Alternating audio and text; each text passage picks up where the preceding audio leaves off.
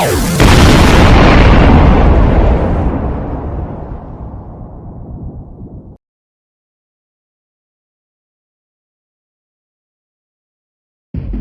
मारो की आवाज उस काली गहरी रात के सन्नाटे को चीरती हुई पूरी वादी में गूंज रही थी। कोई लाठी लेकर, कोई कुल्हाड़ी लेकर।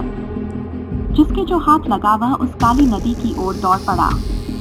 अभी अंधेरा होते ही गांव वालों को किसी ने बताया कि काली नदी पार कर रहे 2 आदमियों पर हमला हुआ है।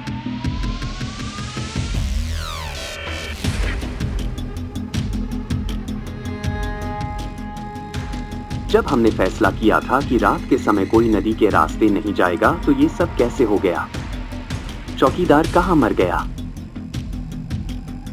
मालिक, मैंने तो इन्हें बहुत मना किया था, लेकिन ये तो शहर से आए पढ़े लिखे नौजवान थे। इन्होंने मेरी एक बात नहीं मानी। हार कर मैं गांव वालों को बुलाने चला गया। आया तो यह सब देखा। आपको यकीन न हो तो गांव वालों से पूछ लो।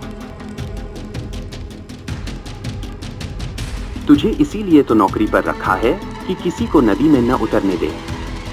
हमें पता है इस नदी को सराफ है कि कोई भी इंसान रात को इस नदी में उतरता है तो वह गायब हो जाता है। ऐसे में इस चौकीदार का क्या फायदा?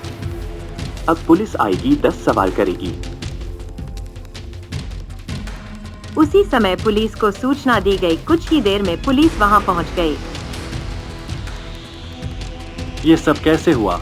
लगता है इसे को किडनैप कर लिया है। साहब, आप तो जानते हैं कि इस नदी को श्राप है। अगर रात को कोई भी इंसान इस नदी में उतरता है तो वह गायब हो जाता है। मुखिया जी, आप तो पढ़े लिखे हैं, फिर भी इस तरह के अंधविश्वास में रहते हैं। आप देख नहीं रहे हैं, ये सुनसान इलाका है। यहाँ आदमी को किडनैप करना बहुत ही आसान है। फिर पुलिस ने काफी लोगों से पूछताछ की गई, लेकिन किसी को कुछ भी पता नहीं था। कुछ ही दिनों में गांव वाले सामान्य हो गए। उसी गांव में एक 25 साल का नौजवान जिसका नाम रवि था। वह एक दिन अपने दोस्त राहुल के साथ नदी के किनारे एक पेड़ के नीचे बैठा था। यार, ये भूत का क्या चक्कर है? इस भूत के चक्कर में हम कभी नदी में नहीं जा पाते। नदी के उस पार देखो कितने सुंदर नजारे हैं। उस पार एक मंदिर भी है। अगर किसी तरह इस भूत से छुटकारा मिल जाए तो कितना मजा आए। भाई, यही तो समस्या है इस नदी की। जो भी इस नदी के जल में पैर रखता है वो गायब हो जाता है। मैं उस पार जाना चाहता हूँ। अरे, मुझे गायब नहीं होना है। मैं अपने खानदान का आखिरी निशानी हूँ। क्या तुम चाहते हो कि सभी गांव वाले इसी तरह डर कर जीते रहे? क्यों ना हम पता लगाएं कि आखिर यह भूत क्या होता है और लोगों को क्यों गायब कर देता है। इसका जवाब तो गांव के कोई बुजुर्ग ही दे सकते हैं। गांव में सबसे ज्यादा उम्र के तो केवल राजू के दादाजी हैं। चलो उनके पास चलते हैं। बेटी गुड़िया, तू बाहर जाकर खेलो बेटा। मुझे इन दोनों से कुछ जरूरी बात करनी है।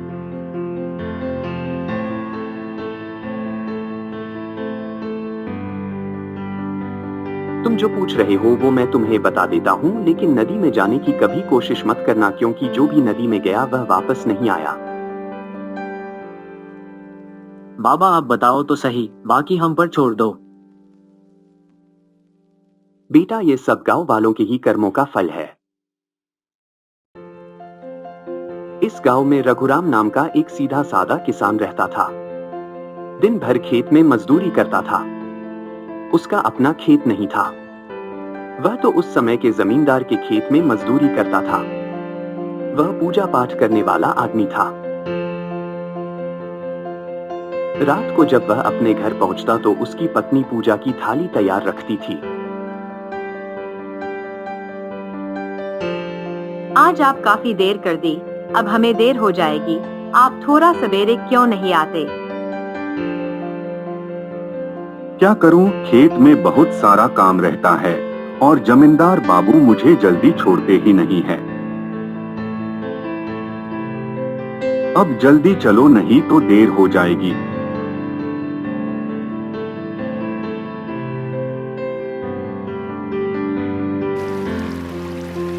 रघुराम और उसकी पत्नी पूजा की थाली लेकर वह रात को नदी किनारे बंदी नाव से दूसरे किनारे के मंदिर में जाता था।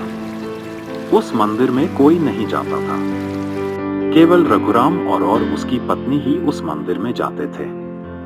मंदिर की साफ सफाई करते, उसे फूलों से सजाते, भगवान की पूजा करता, उन्हें भोग लगाता और वापस आ जाते। एक बार नदी में भयानक बाढ़ आ रही थी। आज पूजा करने नहीं जाते हैं, नदी में बाढ़ आ गई है। तो क्या हुआ? आज उस मंदिर को ऐसे ही छोड़ दे। उस मंदिर की देखभाल करने वाला कोई नहीं है, हमें जाना चाहिए। मुझे तो तैरना नहीं आता, अगर नाव बाढ़ में बह गई तो मैं क्या करूंगी? तो आज मैं अकेले ही चला जाता हूँ, तुम घर पर ही मेरा इंतजार करना। रघुराम नहीं माना, वह चला गया। जब वह पूजा करके वापस आया तो नाव नदी के तेज बहाव में बहने लगी। रघुराम ने नाव से कूदकर अपनी जान बचाई। वह किसी तरह तैरता हुआ किनारे पर पहुंचा। उसकी पूजा की थाली का सिंदूर उसके पूरे चेहरे पर बिखर गया था। वह इस अवस्था में घर की ओर चल दिया।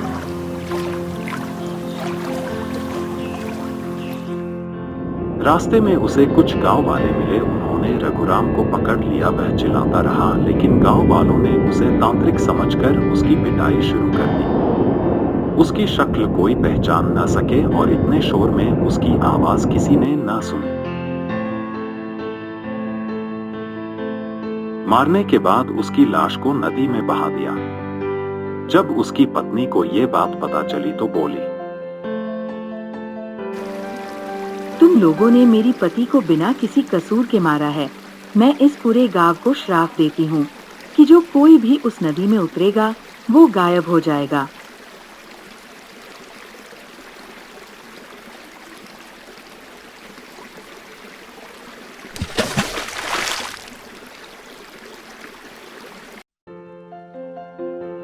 बस इतना कहकर उसकी पत्नी ने भी नदी में कूदकर अपनी जान दे दी। तभी से वह गुस्से में है। उसका भूत इसी नदी में रहता है और जो भी नदी पार करने की कोशिश करता है वह उसे मार देता है। तो इसका कोई उपाय नहीं है जिससे उन दोनों की आत्मा को मुक्ति मिल सके? बेटा, कोई ईमानदार व्यक्ति जिसके अंदर छल कपट नहीं हो, अगर वो उसका पिंडदान करे तो उसकी आत्मा को शांति मिल सकती है। तो क्या इस गांव में कोई भी ईमानदार व्यक्ति नहीं है? नहीं बेटा, इस गांव में कोई भी ईमानदार व्यक्ति नहीं है। बहुत से लोगों को कोशिश की लेकिन कोई सफल नहीं हो पाया। ठीक है बाबा, मैं कोशिश करता हूँ। फिर रवि और राहुल ने विधि के साथ उन दोनों को पिंडदान किया, जिससे रघुराम और उसकी पत्नी की आत्मा को शांति मिल गई और वो लोग इस नदी को छोड़कर चले गए। उस दिन के बाद से उस नदी पर कोई गायब नहीं हुआ।